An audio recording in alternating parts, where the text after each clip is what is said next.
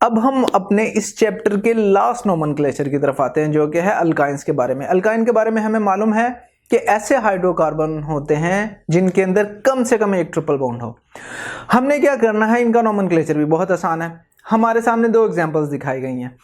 हमने जिसमें अल्केन का देखना है कि कितने नंबर ऑफ एटम्स हैं। आप देख सकते हैं हमारी फर्स्ट एग्जांपल में 2 कार्बन एटम्स हैं। इथेन में 2 कार्बन एटम्स होते हैं।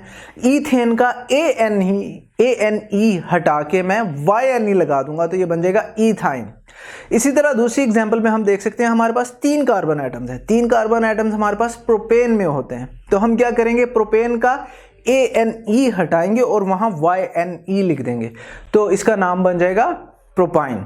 अब ये तो थे जो ऐसे हाइड्रोकार्बन जिनमें सिर्फ 2 या 3 कार्बन एटम्स है।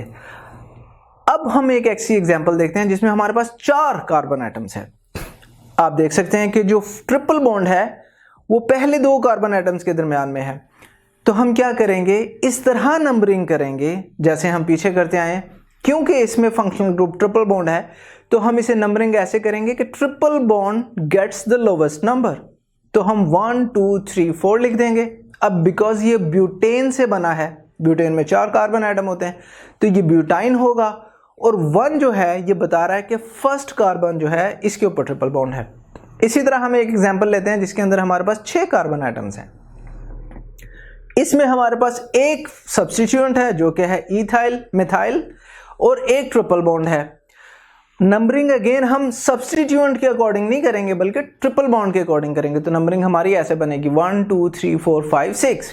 यहाँ पर जो हमारा ट्रिपल बॉन्ड है उसको पोजीशन मिल रही है 1 और जो हमारा मिथाइल सब्स्टिट्यूएंट ग्रुप है उसे पोजीशन मिल रही है 5। तो जब इसका नाम लिखेंगे सबसे पहले हम सब्स्टिट्यूएंट की पोजीशन लिखेंगे 5, फिर सब्स्टिट्यूएंट का नाम लिखेंगे मिथाइल, फिर ट्रिपल बॉन्ड की पोजीशन लिखेंगे 1। अब चूंकि इसमें 6 कार्बन एटम है तो हम लिखेंगे हेक्सेन से हेक्साइन और इसका नाम हेक्साइन हम बन जाएगा। तो ये 5 मिथाइल 1 हेक्साइन बनेगा।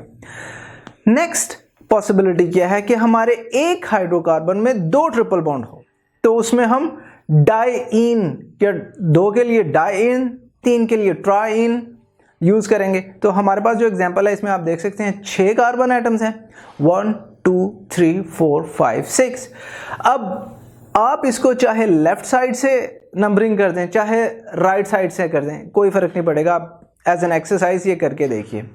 तो हमारा जो इसमें नाम बनेगा वो बनेगा 1, क्योंकि ट्रिपल बॉन्ड 2 प्लेसेस पे है, 1 पे एंड 5 पे, तो इसका नाम बनेगा 1,5 हेक्सा डाइइन।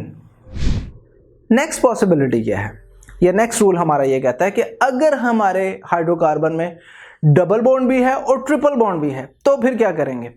हमने यहां पे एक बहुत इंपॉर्टेंट बात याद रखनी है कि regardless double bond lowest position ले रहा है या ट्रिपल बॉन्ड लोएस्ट पोजीशन ले रहा है, लोएस्ट पोजीशन ही हमने देनी है। तो हमारा जो नेमिंग है हम 2 तरीके से कर सकते हैं। एक हम ऊपर लिख देते हैं 1 2 3 4 5, एक नीचे लिख देते हैं 1 2 3 4 5। ऊपर के अकॉर्डिंग, ऊपर वाली नंबरिंग के अकॉर्डिंग फर्स्ट पोजीशन किसे जा रही है, ट्रिपल बॉन्ड को। नीचे वाली जो हमारी नंबरिंग है उसके अकॉर्डिंग डबल बॉन्ड को सेकंड पोजीशन जा रही है। तो हमने नीचे वाली नंबरिंग नहीं यूज करनी, हमने ऊपर वाली करनी है जिसमें ट्रिपल बॉन्ड को फर्स्ट पोजीशन मिल रही है।